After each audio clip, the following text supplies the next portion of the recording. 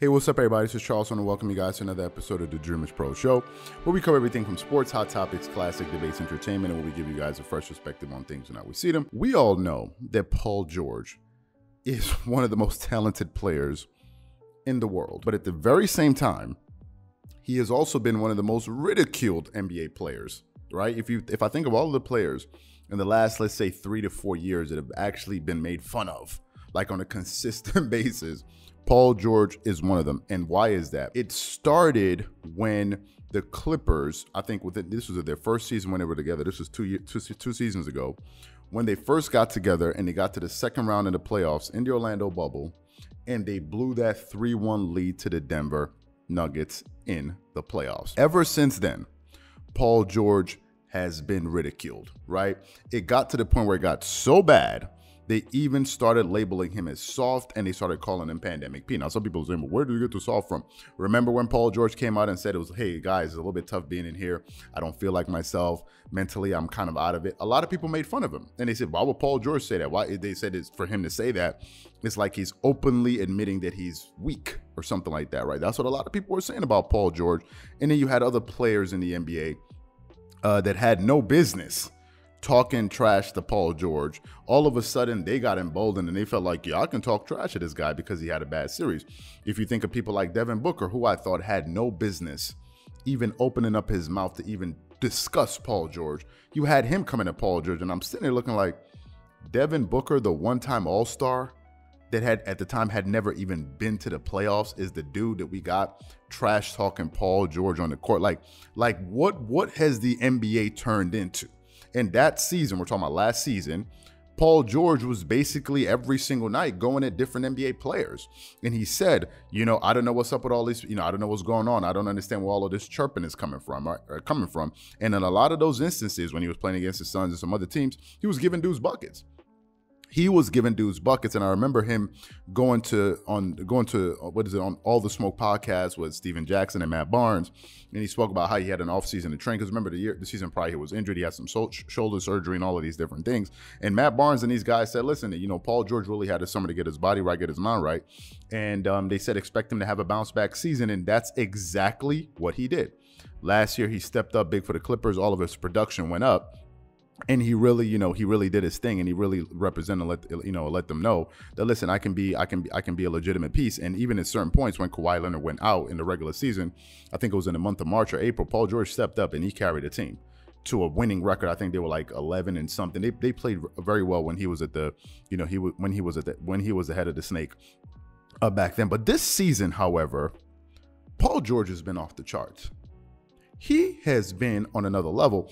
And yesterday I got an opportunity to watch the Clippers game, a decent amount of the Clippers game. I told you guys we haven't been watching a lot of Clippers games because of the time difference, and it's very difficult to stay up very, very late to watch some of these games. But last night I was watching Paul George, and man, oh man, this dude was hotter than fish grease. I was watching Paul George score, and it was looking effortless. One dribble, step back, bang, just like wet. At one point, he hit a corner three, and someone was going up the court. He was like, it's like I'm hot, right? Paul George was giving dudes buckets last night, and I want to get into a little bit of his stats just to explain to you just how well he played just last night. Let me get into his stats right here. He was 11 of 18 from the floor. He shot 61% from the field. Okay, 61%.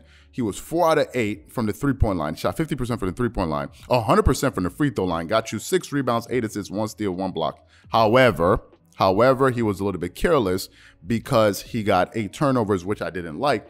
But nevertheless, he still led the team. He led the team. He led them to a victory, and it hasn't just been that.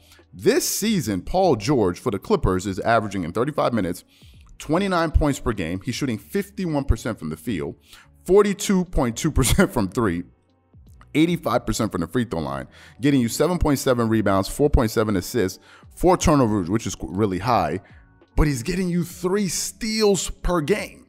3 steals per game. And to me, I think those are some solid numbers, because remember, I'm talking about, do I think he should be considered as one of the early seasons MVP candidates? I think so. Given the fact that the Clippers currently, as we speak, are without their best player. If you look at the Lakers, I don't think anybody on the Lakers should be considered for early season MVP. If you're looking at some of the other teams, why? Because the Lakers, they pretty much have a healthy roster.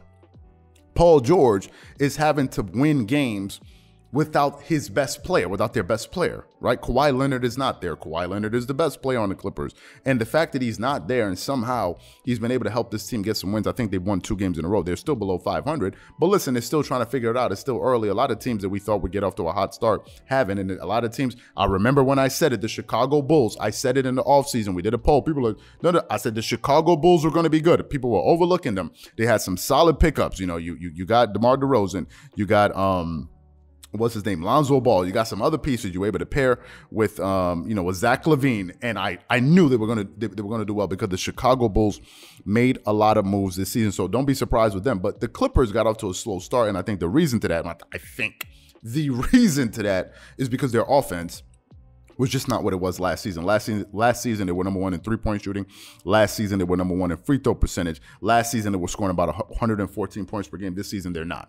Right? They've been having some difficulties. The game that I watched last night, I didn't see Marcus Morris Sr. play. So they're able to win these games without a lot of their key pieces. And I think a lot of people forget, yeah, Kawhi Leonard is not there, but hold up, Serge Ibaka is not even there. Right? He's not even there. You gotta factor all of these things in. Look at what Paul George has to work with, and then say to yourself, okay, who's doing the most with what they have? And if I look at him, Paul George to me is playing very well. And to further solidify my case, do y'all know that Paul George is actually leading the NBA in scoring right now? Paul George, as we speak, is leading the entire NBA in scoring. The entire NBA. So from what I'm seeing, he's keeping his team afloat. They're managing to get wins. He's leading the NBA in scoring. Why wouldn't you consider him to be one of the MVP candidates? Because the fact of the matter is, if Paul George is not playing, or he's not playing well, the Clippers are just going to, they would probably have lost every single game this season. Last night, I think in that game he scored, how many points did he score last night? In last night's game, he scored another 32 points last night, right? They've needed every single point they've gotten from him. And to me, I think he should be one of the early, he should be in consideration when they're talking about MVP candidates. If we're going to be honest, he should be one of the candidates. And I think the person that's going to benefit the most from this is Kawhi Leonard when he comes back, because trust me, Paul George is going to establish a rhythm, right? And Paul George is showing the NBA that he is definitely one of the most talented players, one of the best two-way players. You saw the block that he had on Karl Anthony Towns yesterday. I was like, what?